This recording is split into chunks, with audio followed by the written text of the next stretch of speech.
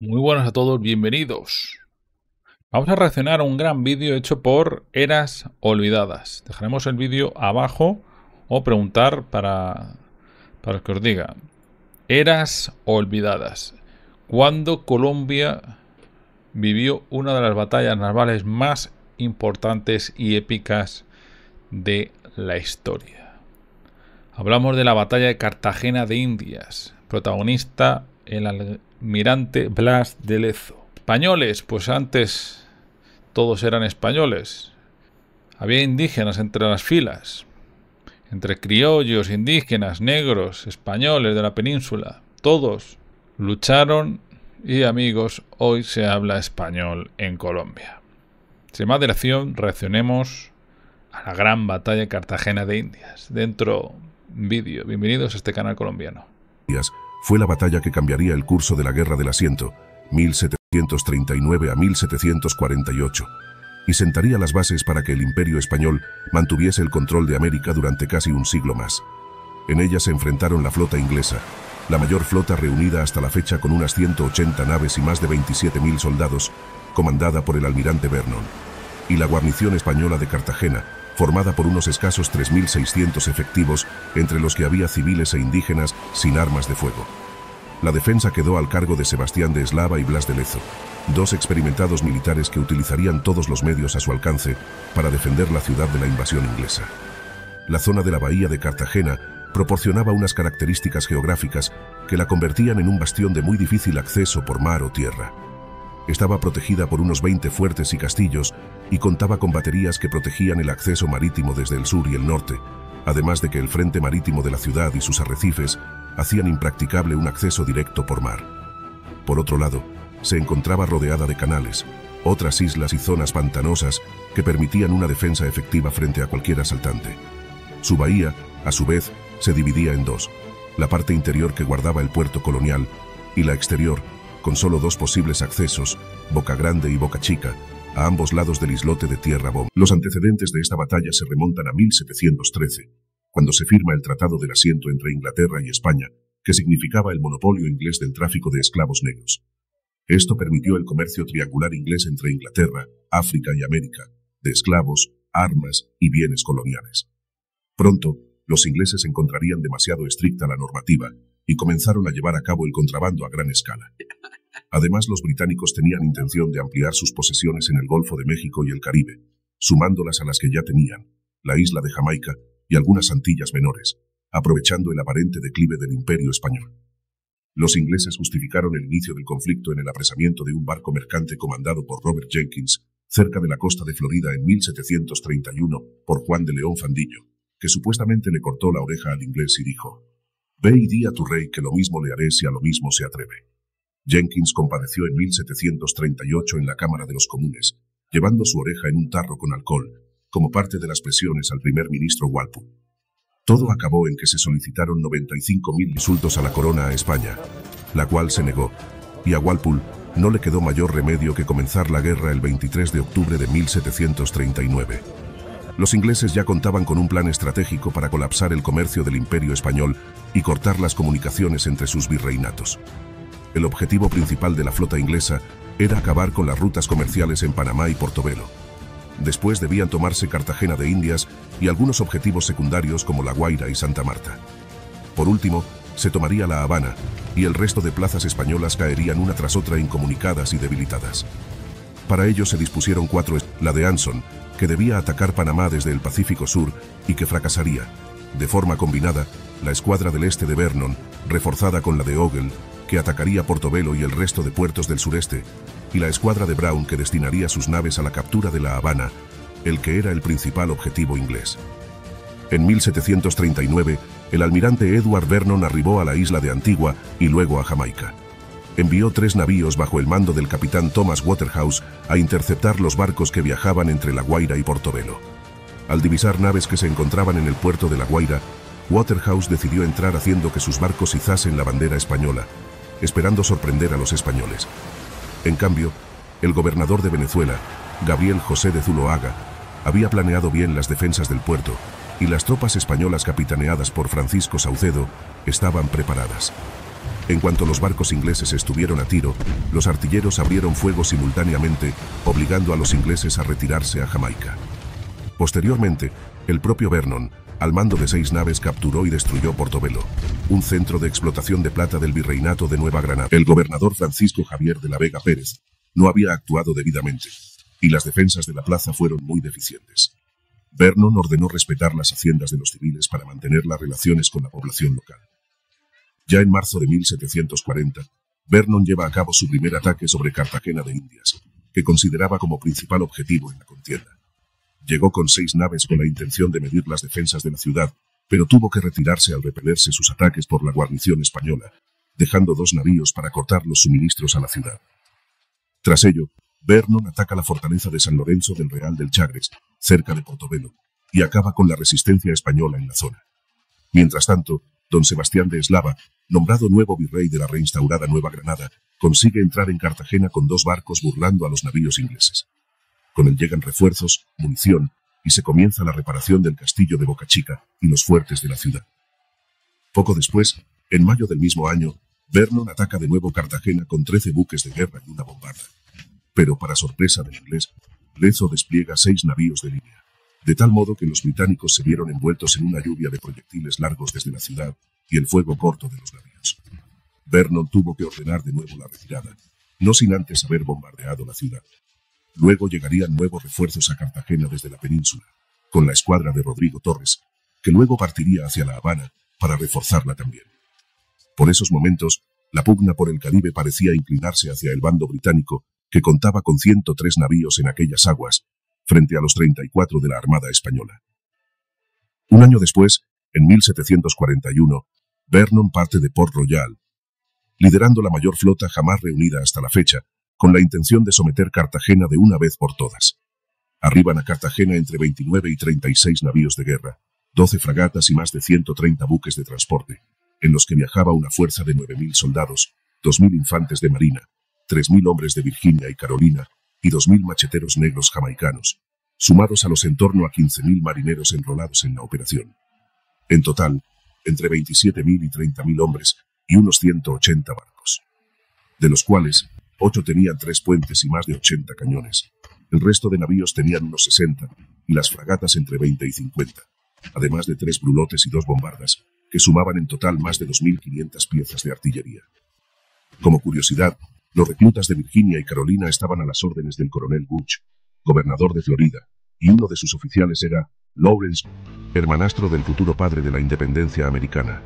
La flota inglesa se dividía en 3 escuadras, bajo el mando del propio Vernon, el contraalmirante Ogle y el comodoro Lestock.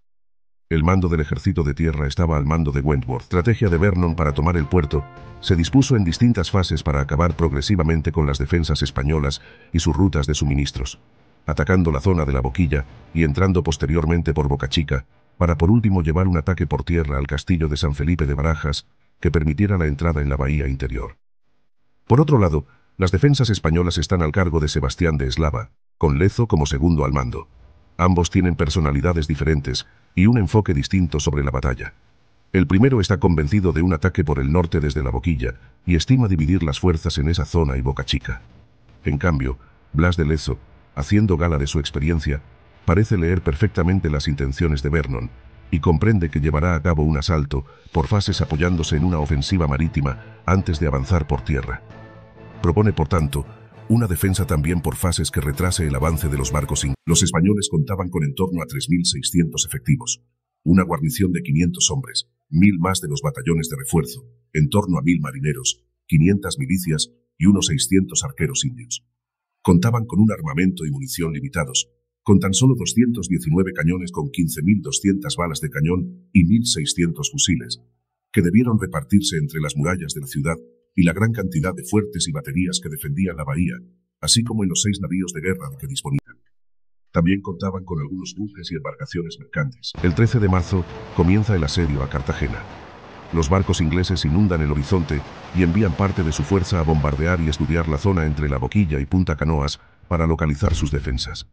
Los españoles cierran Boca Chica con cadenas y el bloqueo por mar queda establecido. Poco después, Los ingleses envían barcos a la entrada de Boca Chica y comienza el fuego cruzado con las defensas españolas. El grueso de la armada inglesa espera frente a Boca Grande, fuera de rango de la artillería española. El 19 de marzo, los ingleses comienzan a enviar más y más barcos a atacar la batería de Chamba y preparar un desembarco en tierra bomba y un ataque generalizado de las posiciones españolas en Boca Chica. De esta forma, 4 navíos quedan bombardeando el fuerte de San Luis y otros 3 bombardean las baterías de San Felipe y Santiago. El fuego cruzado deja muy dañados a 5 de los barcos ingleses que aún mantienen el grueso de su fuerza frente a la punta de Icacos. El 21 de marzo comienza el desembarco inglés en tierra bomba. Avanzan y preparan una batería de 12 morteros para continuar con el bombardeo de San Luis por tierra y mar. En los siguientes días, consiguen desembarcar 3.000 soldados ingleses que permanecen bloqueados en tierra bomba tras acabar con las baterías españolas en la zona. Mientras, el bombardeo sobre el castillo de San Luis permanece, y Lezo enfila a sus 4 navíos para apoyarlo, junto con el fuego de las baterías de Punta Abanicos y Varadero y del fuerte San José. Para el día 27 de marzo, los ingleses han ampliado su batería en tierra bomba a 40 morteros y 20 cañones y han conseguido desembarcar a 300 hombres en Barú y destruir las baterías a ese lado de Boca Chica. Aunque los españoles contraatacan y retoman el terreno, instalando una nueva batería de 10 cañones. Mientras, continúa el bombardeo constante de los ingleses que llega a alcanzar los 60 cañonazos por hora. El 1 de abril se desmantela parte de la artillería de los navíos de Lezo para reforzar el castillo de San Luis, en el que aún combatían unos 500 hombres bajo el mando del coronel Desno. Para este punto, ya había 13 barcos ingleses disparando hacia el castillo junto con sus baterías de tierra. Los españoles respondieron con todo lo que les quedaba en aquel sector. Lezo maniobra 2 naves para disparar a las posiciones de tierra inglesas y las otras 2 para repeler los navíos ingleses frente a la cadena. Para el anochecer del 2 de abril, el castillo ya solo cuenta con 2 cañones operativos y Lezo recomienda la retirada al interior de la bahía antes de la inminente toma del mismo, pero Eslava y Desno consideran mantener la posición. 2 días después, las baterías de Varadero y Punta Abanicos han caído por segunda vez y los españoles no tienen más remedio que retirarse de San Luis y San José. Ambos bastiones caen el día 5 de abril y 250 españoles logran huir hacia la bahía interior. Antes hunden sus 4 navíos para cegar y retrasar a los ingleses, pero estos consiguen capturar el Galicia. La defensa del castillo de San Luis en Boca Chica había resistido 17 días y recibido unos 24.000 impactos de cañones y bombas. Los ingleses se adentran en la bahía y establecen su puesto de mando en Punta Perico. Los españoles retiran sus 2 navíos restantes a la bahía interior y Lezo comienza a organizar la defensa en los fuertes de Castillo Grande y Manzanillo, así como en el barrio de Getsemaní. El virrey autoriza la última salida de mujeres y niños hacia Mompox y al resto de la población civil se le instruye en el manejo de armas y se les dispone para la defensa de la ciudad. Mientras tanto, Vernon envía sus fuerzas a pasacaballos para acabar con las baterías que protegían lo que era el principal acceso de víveres y suministros de la ciudad. El 8 de abril, Lezo forma una línea defensiva con los barcos mercantes en la entrada de la bahía, pero Eslava le ordena hundirlos para obstaculizar la entrada inglesa, cosa con la que no parece que Lezo estuviera muy de acuerdo.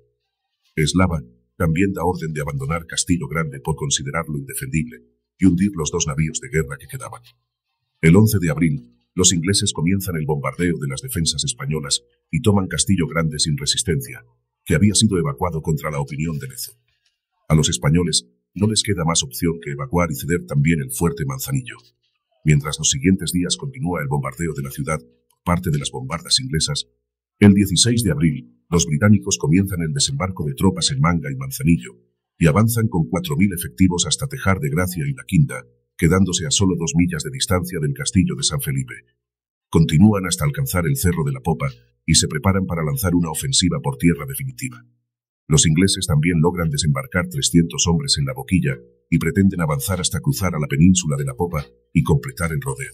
Pero se envían 200 españoles de refuerzo que logran impedir el avance inglés y les obligan a huir. Para entonces, Vernon ya veía tan clara la victoria que envió una misiva al monarca Jorge II, informando de que para cuando leyera esa carta, Cartagena ya sería una plaza inglesa. Incluso se llegaron a acuñar monedas entre los ingleses que conmemoraban la victoria. Lezo se dirige entonces hacia la batería en la Puerta de la Media Luna, frente al castillo de San Felipe. Se concentran las restantes fuerzas españolas, unos 600 hombres, para la defensa de la fortaleza cuya caída supondría la pérdida de la ciudad. Así, se cavan zanjas y trincheras en forma de C alrededor de la muralla, y se dispone a hombres con armas blancas en la pequeña rampa que da acceso a la fortaleza.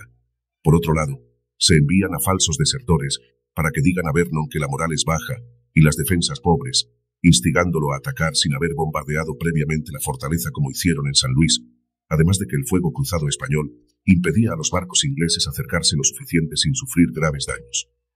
Así, a las 3 de la mañana del 20 de abril, en la oscuridad de la noche, 3 columnas de 1.200 soldados cada una se lanzan a la toma del castillo, dejando una cuarta en retaguardia. No sabían que avanzaban hacia su propia destrucción.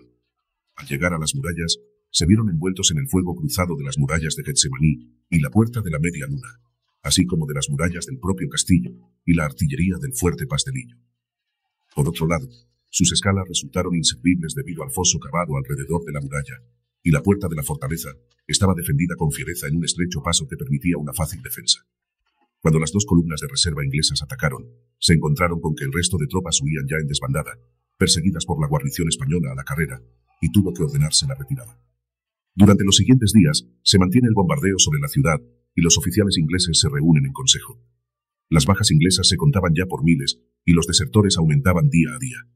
Los oficiales solicitaban a Vernon la retirada, ya que el descontento se adueñaba de las tropas, y la fiebre amarilla se extendía entre sus filas, pero éste se negaba, y ordenó un nuevo ataque además de seguir bombardeando la fortaleza, lo cual supuso un motín que se saldó con 50 fusilamientos y con la decisión de abandonar la conquista de Cartagena.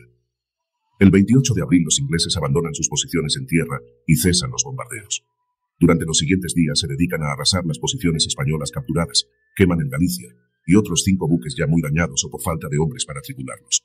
El 8 de mayo se abandona definitivamente el asedio y el hambre y las enfermedades obligan a Vernon a retirarse a Jamaica. El resto de la escuadra inglesa sigue abandonando la zona hasta la última el 20 de mayo. El asedio de Cartagena fue uno de los mayores fracasos de la historia de Inglaterra. Las bajas de la contienda se calcularon en torno a 10.000 muertos y 7.500 heridos o enfermos, además de unos 25 barcos hundidos o con daños graves en el bando inglés, y de unas 600 bajas y 1.200 heridos entre los españoles. Esta derrota perseguiría a Vernon hasta que en 1745 se vio obligado a dimitir de su cargo. En cuanto a Eslava, volvió a España 8 años después.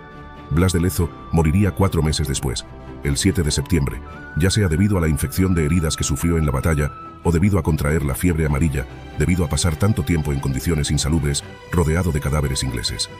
La victoria en Cartagena supuso el primer paso en una guerra que conllevaría 70 años más de dominio español sobre las costas de América.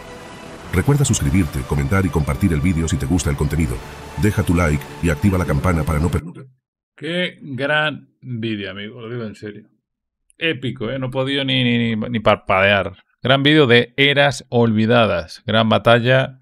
Colombia fue el centro del mundo con una gran batalla, amigos. Nos vemos. Viva Colombia. Viva Blas de Lezo.